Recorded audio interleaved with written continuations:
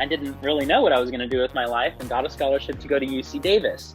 And I actually worked with CMS stuff. So I worked on silicon detectors. I was really good at this because I had a background in construction from farming, and realized that I just was fascinated by these questions. Quantum mechanics was just like, wow, this is a whole new way of looking at the world. I felt like I was looking at stuff and you were seeing the fuzzy edges of everything, the fields around it.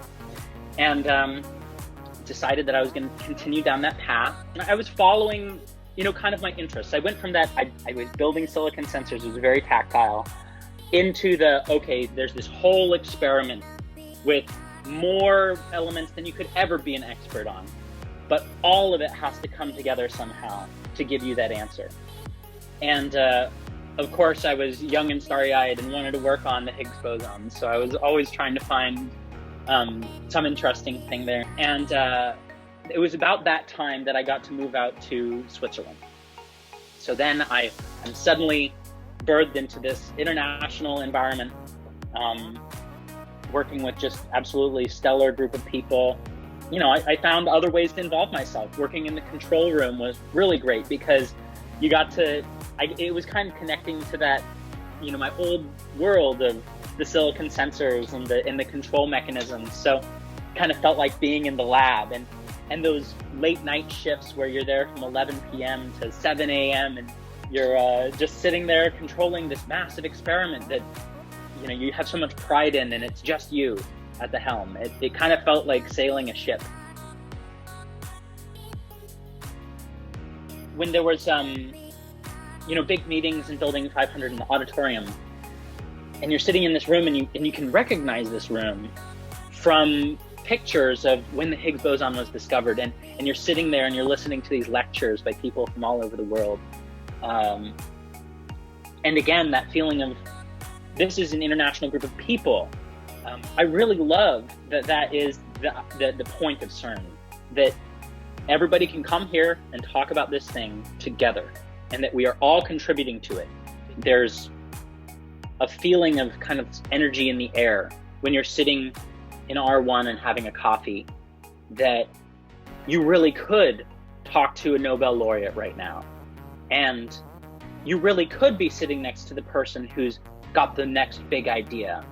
I didn't mention this in my highlights because it's not really an academic highlight, but being able to go with to join the CERN boxing club, and you've got the, engineer who's responsible for the computer facility that you use every day, trying to hit you right in the face. And it's like, that sounds ridiculous, but it's such a wonderful thing that you can have this big group of nerds that are also going to the Alps on the weekends and going snowboarding, that you're going for a trip to a castle, and while you're on the bus, you're discussing that analysis that you're working on. It makes your work part of your life. It makes and makes your life more full. So it makes it fun to be a particle physicist, I guess. That's what's great about it. It really made it fun to be a particle physicist. I originally got into this science policy business, I guess, working with the United States Large Hadron Colliders Users Association out of Fermilab. And they were a great organization. They gave us materials to do some advocacy out here. And ended up doing a 10-week interview. I was answering phones and emails and writing little memos. And that kind of got me really into this sense that I liked talking to people. I mean, coming from my background as a farmer and doing local politics there, it kind of was natural for me to take these ideas and bring them to a level that was approachable for people. And found out that I'd gotten this fellowship and then moved out here to DC. And it has just been a whirlwind since. I can say that this has changed my life. It has changed the way that I look at my country. It's changed the way I look at science. I'll never talk about science or politics the same way again. So the AAAS is actually an organization external from the federal government. So they are funding is not tied to that. The relationship, as I understand it, is that for the past 48 years, AAAS has given, or this fellowship rather, has created a relationship between Congress and themselves, where they take scientists who are funded by independent agencies, in my case, the American Institute of Physics, and essentially match them together, and that's all they do. We're not influenced in any way by the AAAS. That's how they maintain their relationship. They essentially pluck us out of academia, those of us that are intentional and willing and want to do this, and put us into the Congress. And because it has been established and it has inertia, they understand who we are, maybe problems that we might have, things that we need to learn. And then they actually commit time, their staff commit time to educating us about these issues and how to talk about these things. And the intention is for it to be just that, scientists available to help advise.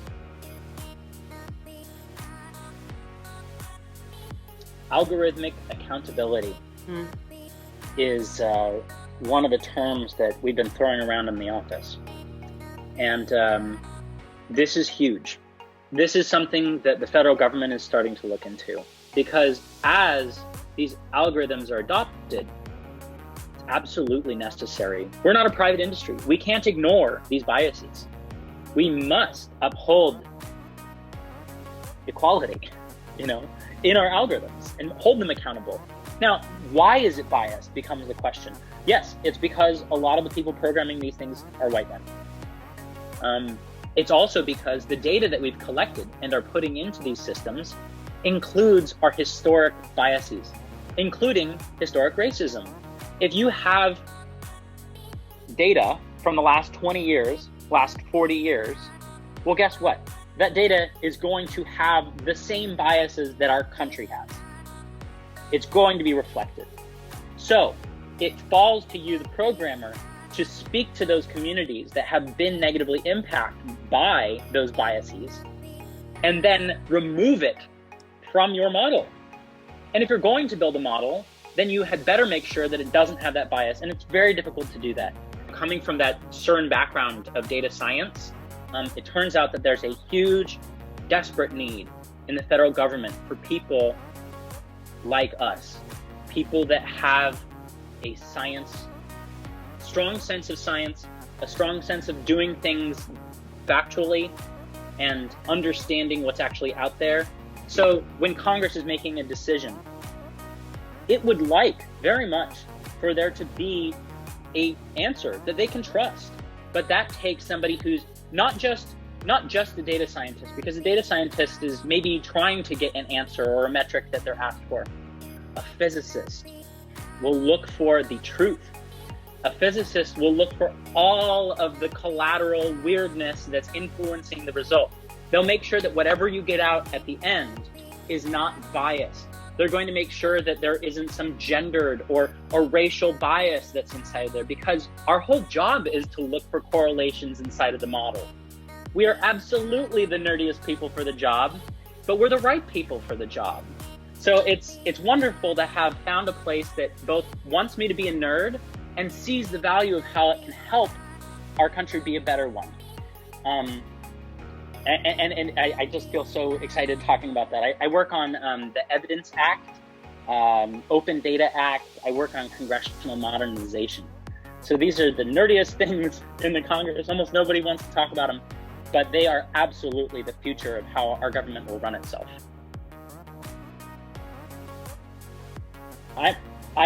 You can count me as a very proud CERN alumni. I say CERN, LHC, Atlas as often as I can to as many people as I can, because it's really important to me